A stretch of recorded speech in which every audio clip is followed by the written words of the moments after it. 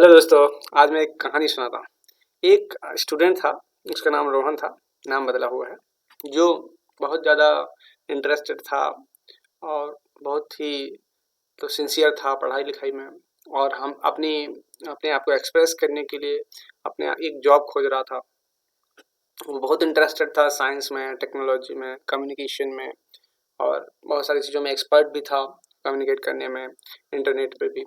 उसका एक सपना था कि वो एक बहुत अच्छे ऑर्गेनाइजेशन में काम करेगा। इवन वो साइबर सिक्योरिटी में काम करना चाहता था और एक अपने आप की लीडरशिप का को दिखाना चाहता था ऑर्गेनाइजेशन में काम करके। तो इस तरीके से वो इसी पर्पज से उसने बहुत सारे लोगों से कांटेक्ट किया, बहुत सारे लोगों को मेल वेल भेजा और इस तरीके से उधर उधर बहुत सारा नॉलेज अब गैदर कर रहा था कि यहाँ पे वो बहुत सारे लोगों से कांटेक्ट कर रहा था जॉब के लिए। एक्सपर्ट्स ने जांच तो एक दिन उसको एक मेल मिली जिसमें एक ऑर्गेनाइजेशन ने कैरियर के लिए लिंक दिया। रोहन ने इस लिंक पर क्लिक करें और अप्लाई करें।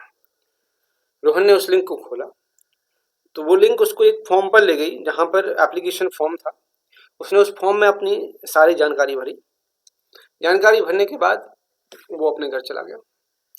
तो जब शाम के समय उसने देखा, उसको एक मैसेज फोन पर आया कि आपके अकाउंट से इतना इतना रुपया कट गया।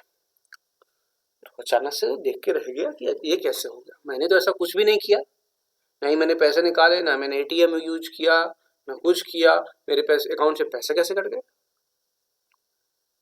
ऐसा सोच रहा था तो उसको, क्योंकि वो थोड़ा बहुत साइबर सिक्योरिटी के बारे में जानता ही था, तो अचानक उसे याद आया कि उसने एक फॉर्म भरा है और उस फॉर्म में जो व्यक्तिगत जानकारी उसने दी है उसका उपयोग करते हुए उसके साथ धोखा हुआ हो सकता है। तब उसने क्या किया कि उस लिंक को, जो कि एक मतलब ये फ्रॉड वाली वेबसाइट पर लेके जा रहा था, उस लिंक को उसने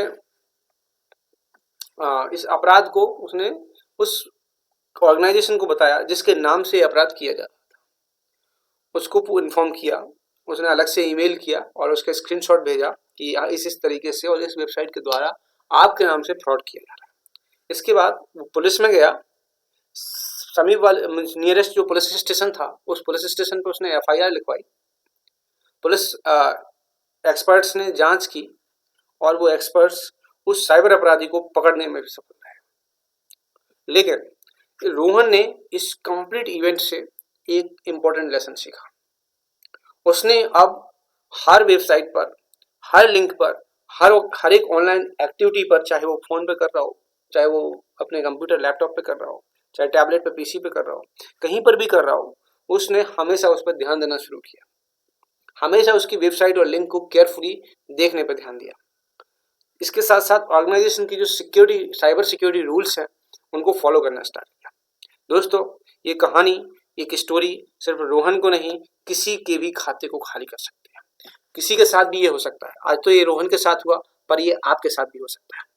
तो हमें सुरक्षित रहना चाहिए तथा हमारे आसपास के व्यक्तियों को, दोस्तों को साइबर क्राइम से सुरक्षित रहने के लिए सिखाना चाहिए और उसके महत्व को भी समझाना चाहिए। इंटरनेट पर अलर्ट रहना चाहिए।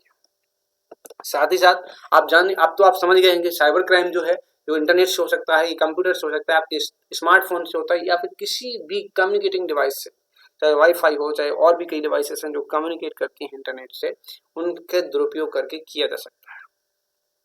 इसमें हैकिंग हो सकती है आपके सिस्टम की, आपके सिस्टम पर वायरस आ सकता है, आपके सिस्टम में मैलवेयर आ सकता है, आपके साथ फिशिंग फ्रॉड हो सकता है, ऑनलाइन थ्रीट हो सकता है, धमकी हो सकती है, शोषण, सेक्सुअल एक्सप्लॉयटेशन भी हो सकता है, कई चीजें, आपत्तिजनक व्यवहार हो सकता है, आपका सोशल मीडिया अकाउंट हैक किया जा सकता है, आपके अकाउंट से आपके सोशल से पैसे की मांग की जा सकती है।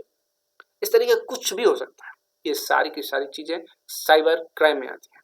साइबर क्राइम आपके व्यक्तिगत जीवन को प्रभावित करता है, आपकी आर्थिक, आपके फाइनेंशियल स्टेटस को प्रभावित करता है, साथ ही साथ आपकी सोशल स्टेटस को भी प्रभावित कर सकता है। इसीलिए अपनी व्यक्तिगत जानकारी, निजी जानकारी की गोपनीयता बनाए रखिए। ऐसे ही नहीं किसी को भी आप कहीं पर भी अपनी जो है पर्सनल इंफॉर्मेशन शेयर कर दें। किसी के साथ मत शेयर करिए। अपने भाई बहन, बंधु, घर में सबको सिखाइए, सबको बताइए, चाहे वो कम उपयोग करते हो चाहे ज्यादा उपयोग करते हो। आजकल मोबाइल फोन सबके हाथ में। सामाजिक रूप से इन लोगों को रिपोर्ट करके पुलिस के हाथों पकड़वाइए, इनको रिपोर्ट करिए, उनके पास भी जो जिनके नाम पे ये साइबर क्राइम किया जा रहा है। इंडिया में इनके अगेंस्ट बहुत सारे कानून हैं, बहुत सारे एक्ट हैं, आईटी एक्ट 2000, आईटी एक्ट 2008 शामिल है।